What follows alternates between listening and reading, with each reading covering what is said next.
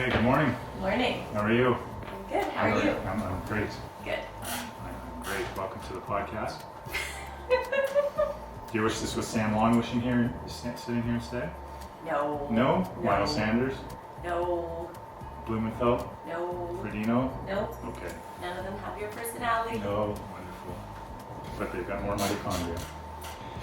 I hear you were awarded by Triathlon Canada magazine a certain something. Age Group Triathlete of the Year for Canada. Congratulations. Thank you. How did you hear about this?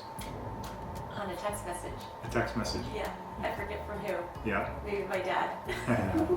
Your dad is usually first to break these news. How did that make you feel? Sort of relieved. Like, Oh, almost like, oh, it's nice to see that all the hard work was, just like a nice perk. So it's like, oh, good, I got my award. Yeah. Now I can relax a little. yeah. But you weren't actively working towards that. No.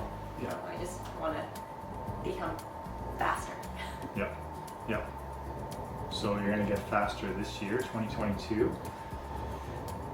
Would you say you got faster in 2021? I think so. Yeah. I think so. Definitely on the run. Yeah. The bike, I think I just was able to put together a long course race a little bit better. Right. Yeah, it's not always about necessarily getting faster or fitter, but putting together a better race. Yeah, And you think you did that? I think so. Yeah.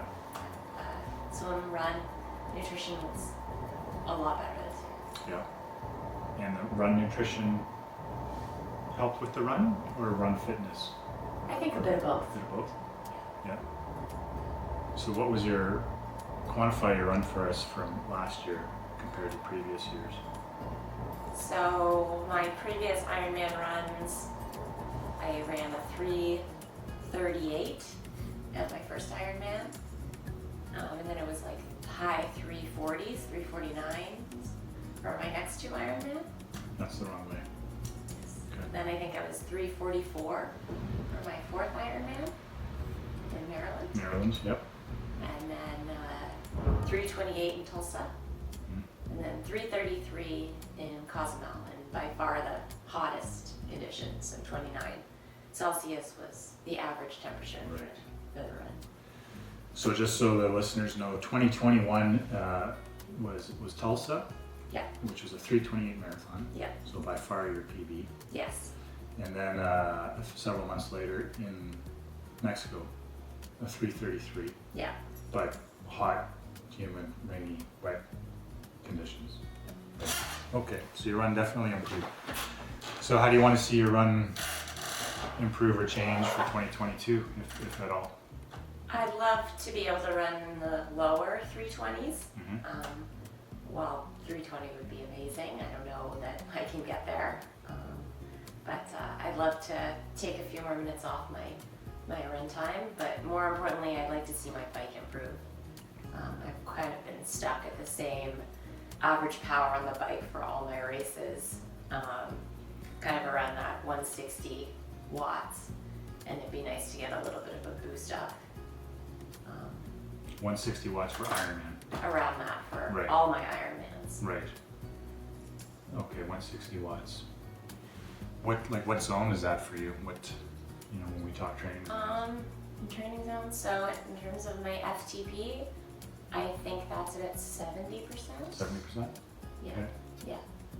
What does the research and literature show that top iron people can ride? 65 to 80%. 65 to 80. So you're in the low to mid part of that. Yeah. Yeah. Yeah. So I mean, obviously, as the duration of the race gets longer, you're close to that 60, 65%. But you're on your bike. It depends on the course, of course, but for about 5-ish hours. Yeah. So if you're at, would you say 70% of threshold? Yeah. FTP threshold? So what would another 5%, like how many watts would that be? If you're trying to bump it by maybe 5%.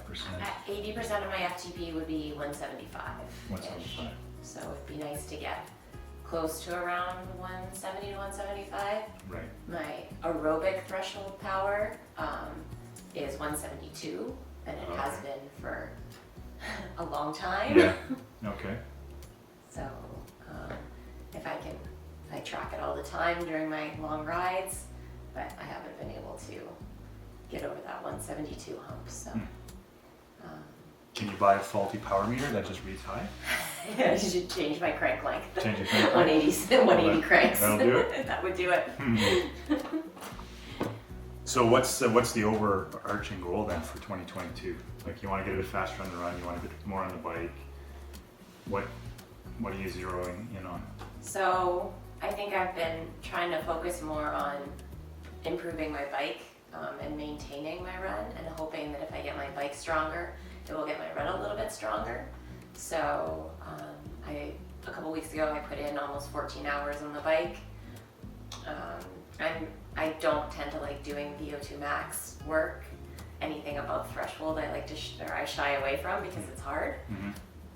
So really, this winter is focused on more VO2 max efforts, short, fast stuff, trying to raise the top end, or trying to raise my threshold.